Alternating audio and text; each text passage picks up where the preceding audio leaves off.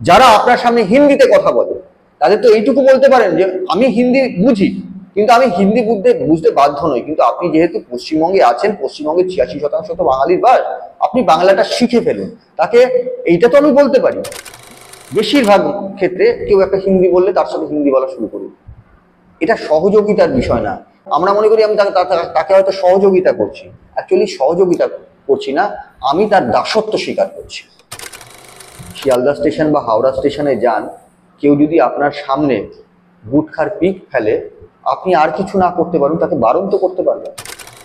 আজকে ট্রেনে উঠে যখন শিয়ালদা মেন লাইনে গেটগুলো জাম করে রাখে বহিরাগতরা, তাদের তো বলতে পারেন ভাই সরে যা, আপনি তো এটা করতে পারেন। আমি বলছি না তাকে ঘুষি মারো, তাকে গালাগালি করো, কিন্তু আপনি যেটা সহ্য করছেন না বা আপনাকে গালাগালি করলে তাকে এইটুকু তো বলতে পারেন, দেখো আমি তো বাঙালি, তুমি বাংলায় এসে থাকছো, বাংলাকে সম্মান করো, বাংলা ভাষাকে সম্মান করো, এইটুকু তো বলতে পারি।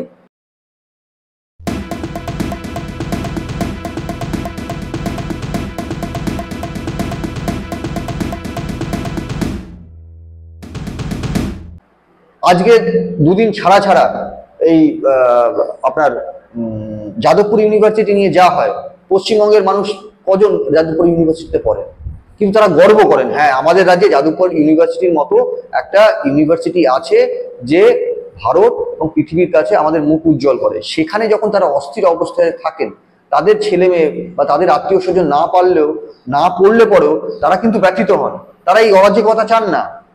শিক্ষামন্ত্রীর গাড়ি পিছিয়ে দিচ্ছে, ছাত্রমন্ত্রীর গাড়িতে উঠে যাচ্ছে, কোন পক্ষকে ভালো বলবেন আপনি কোন পক্ষকে ভালো বলবেন? পুরোটাই তো অরাজকতা, পুরোটাই তো অরাজকতা। আপনি ভালো আর খারাপের মধ্যে সিদ্ধান্ত নিচ্ছেন না, আপনি খারাপকে আরো খারাপ তার মধ্যে সিদ্ধান্ত নিচ্ছেন। আমাদের তো সেই অপশনটাই নেই, আমাদের কারো কাছেই সেই অপশনটা নেই, আমাদের কাছে সেই ভালোর অপশনটাই নেই। আজকে আমরা যারা, আমাদের জেনারেশন যারা সিপিএম এর আমল দেখে এসেছি, সিপিএম যে কতটা ভয়ঙ্কর এবং নারকীয় হতে পারে আমরা জানি, তার জন্য আমরা ভয় পাই। কিন্তু আবার একদিকে নতুন প্রজন্ম আছে যাদের সেই বাস্তব অভিজ্ঞতা নেই, তারা সেই প্রজন্মকে দেখেনি, তারা সেই মাঠটা খায়নি, যেখানে এরকমও ছিল কোনো বাড়িতে কোনো ইয়াং ছেলে যদি সিপিএম ছাড়া অন্য কোনো পার্টি আসে, তার আগে বাড়িতে খবর চলে আসতো ভুল করেও যেন না যায়। আজকে সেখানেও সেই অভিজ্ঞতাও তো রয়েছে। আবার নতুন প্রজন্ম যারা সেই সিজনটাকে দেখেনি, তারা মনে করছে নীতি বাক্য শুনে সব হবে, কিন্তু নীতি এবং ক্ষমতায় আসার পর সেই নীতির প্রয়োগ, এই দুটোর মধ্যে পার্থক্য আছে। যতক্ষণ আপনি গদিতে বসছেন না, আপনার বড় বড় ডায়লগ মারা, নীতি কথা বলা খুব সহজ, কিন্তু যেই আপনি দায়িত্ব নিয়ে গদিতে বসলেন, আপনাকে এই প্রশাসন, এই পুলিশ, এই আমলা, এই পাড়ার জনপ্রতিনিধিদের মধ্যেই চলতে হয়। তার জন্য প্রত্যেক দলে, প্রত্যেক ক্ষেত্রে দেখা যায় যখনই একটা দল ক্ষমতায় আসে, তখন নতুন আর পুরনো, আদি এবং পুরাতন নিয়ে লড়াই হয়। আদিরা বলে আমরা খেটে দলটা করলাম, দলটা আসলো, আমাদের লোকে ভুলে গেছে, এখন আমরাই পাত্তা পাই না। কেন? তারা আদর্শ নিয়ে লড়েছিল।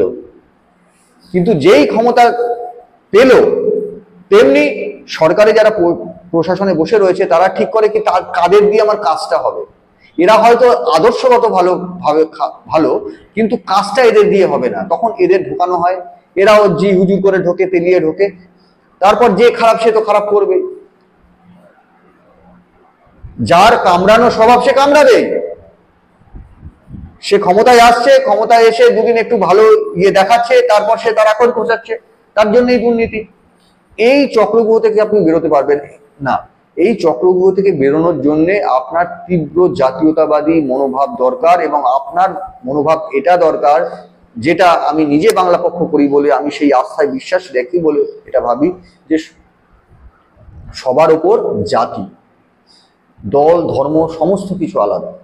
আজকে আপনি আপনার হয়তো সামনে একজন নেতা আছে কোনো একটা রাজনৈতিক দলের, আপনি তার আদর্শে, তার কথায় অনুপ্রাণিত হয়ে তার দলে নাম লেখালেন, কিছুদিন পর সে এই দলে খুব একটা সুবিধা হচ্ছে না দেখে অন্য দলে ট্রান্সফার হয়ে গেল, তাহলে আপনার আদর্শটাও তার সাথে শিফট হয়ে গেল।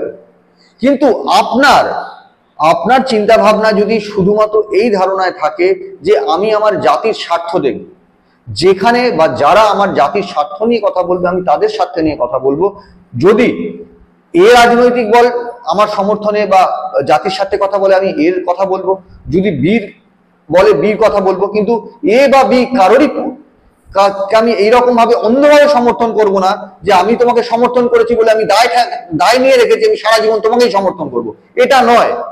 তুমি যদি আমার পশ্চিমবঙ্গের এবং পশ্চিমবঙ্গের সাধারণ মানুষের আর্ত মানুষের উন্নতি এবং প্রকৃতভাবে উন্নয়নের কথা না বলো এবং তাদের অধিকারের কথা না বলো এবং মুখে বললে হবে না, তাদের অধিকার পাইয়ে না দাও, তাহলে আমি তোমার সাথে নেই, আমি তোমার সাথে নেই। আজকে আমার অল্টারনেটিভ নেই বলে তুমি এটা ভেবো না যে আমি তোমাকে খুব স্বতঃপ্রণোদিত ভাবে তোমাকে সমর্থন করছি। অনেক ক্ষেত্রে এরকমও দেখা যায় যে অনেকে এটা ভাবে যে ভাই তুমি তো বলছো এও খারাপ এও বিও খারাপ, তাহলে আমি কি করব? ভারতবর্ষের সরকার কিন্তু নোটা বলে একটা জিনিস করেছে, নোটা বলে একটা জিনিস করেছে, সেই অপশন কিন্তু আছে। অনেকে বলে টিভি খুললে পরে সন্ধ্যে থেকে এই বিভিন্ন রাজনৈতিক দল এত কুটকাচাল করে, তাদের বলি আপনার বাড়িতে কিন্তু ওই টিভিটা বন্ধ করে একটা অফ বাটন আছে, আপনি কিন্তু সেটা জানেন, আপনি প্রয়োগ করুন, আপনাকে কেউ বলেনি সেটা দেখবার জন্য। এখন তো প্রত্যেকটা চ্যানেলের জন্য আলাদা আলাদা সাবস্ক্রিপশন করা হয়, আপনি কেন বলছেন না যে আমার সেই সাবস্ক্রিপশন, আমি যেই চ্যানেলে আমাকে ভুল তথ্য দেয় তার সাবস্ক্রিপশন টাকা দিয়ে আমি ভুল তথ্য নেবো কেন? আমি শুনবোই না। আপনার কাছে অপশন আছে, আপনাকে সেই অপশনটা ব্যবহার করতে হবে। আর সবার শেষে আপনাকে বলবো যে শুধুমাত্র সচেতন হলে চলবে না, শুধুমাত্র একটা জিনিস ভুল একটা জিনিস খারাপ এটা বললে হবে না, আপনাকেও দায়িত্ববান নাগরিকের ভূমিকা পালন করতে হবে। সচেতন নাগরিক এবং সচেতন দায়িত্ববান নাগরিক যে তার দায়িত্ব পালন করে, সেটা থেকেই কিন্তু সমাজ এবং দেশের সংস্কার হওয়া সম্ভব। আপনি যখন শিয়ালদা স্টেশন বা হাওড়া স্টেশনে যান, কেউ যদি আপনার সামনে গুটখার পিক ফেলে, আপনি আর কিছু না করতে পারেন, তাকে বারণ তো করতে পারবেন। আজকে ট্রেনে উঠে যখন শিয়ালদা মেন লাইনে গেটগুলো জাম করে রাখে বহিরাগতরা, তাদের তো বলতে পারেন ভাই সরে যা, আপনি তো এটা করতে পারেন। আমি বলছি না তাকে ঘুষি মারো, তাকে গালাগালি করো, কিন্তু আপনি যেটা সহ্য করছেন না বা আপনাকে গালাগালি করলে তাকে এইটুকু তো বলতে পারেন, দেখো আমি তো বাঙালি, তুমি বাংলায় এসে থাকছো, বাংলাকে সম্মান করো, বাংলা ভাষাকে সম্মান করো, এইটুকু তো বলতে পারি। যারা আপনার সামনে হিন্দিতে কথা বলে তাদের তো এইটুকু বলতে পারেন যে আমি হিন্দি বুঝি, কিন্তু আমি হিন্দি বুঝতে বাধ্য নই, কিন্তু আপনি যেহেতু পশ্চিমবঙ্গে আছেন, পশ্চিমবঙ্গের 86% তো বাঙালির বাস, আপনি বাংলাটা শিখে ফেলুন, তাকে এইটা তো আমি বলতে পারি। কিন্তু আমরা যেটা করি বেশিরভাগ ক্ষেত্রে, কেউ একটা হিন্দি বললে তার সাথে হিন্দি বলা শুরু করি, এটা সহযোগিতার বিষয় না। এই সহযোগিতাটা আমরা মনে করি আমি তাকে হয়তো সহযোগিতা করছি, অ্যাকচুয়ালি সহযোগিতা করছি না, আমি তার দাসত্ব স্বীকার করছি, যেটা দক্ষিণে হয় না, যেটা মহারাষ্ট্রে হয় না। তারা কি হিন্দি বলতে পারে না? তারাও বলতে পারে। তারা বলে কি, তুমি আমার রাজ্যে এসছো, তুমি যদি ভিজিটার হয়ে না আসো, টুরিস্ট হয়ে না আসো, তুমি দীর্ঘদিন থাকো, আস্তে আস্তে ভাষাটা জানো, শেখো, হয়তো তুমি ভালো মতো বলতে পারবে না, কিছু তো বলতে পারবে, তাতে একটা ইন্টারাকশন হবে, আমাদেরও ভালো লাগবে।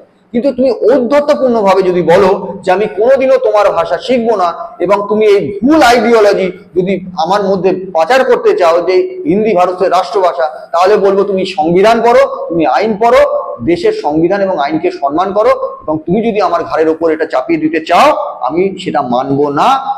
তুমি যদি রিজিড হও, আমিও একসময় রিজিড হয়ে বলবো আমি হিন্দি বলবো না। এটাই যা পরিণাম। আপনি ক্রমাগত একজনকে দেয়ালে পিঠ ঠেকে গেলে সে একটা সময় বাংলায় তো এটা হবে যে আমি হিন্দি বলবোই না, আমি জানলেও বলবো না, কারণ তুমি বাংলা বলো না, তুমি বলছো যে আমাকে হিন্দি বলতেই হবে, সেক্ষেত্রে আমিও রিজিড হয়ে যাব। সেই পরিণতিটা আমরা চাই না। আমরা সবার জন্য সুস্থ সংবিধানের স্বার্থে, একটা সুস্থ সমাজের স্বার্থে বলবো যে আইন প্রশাসন এবং সরকার তার রাজধর্ম পালন করুক।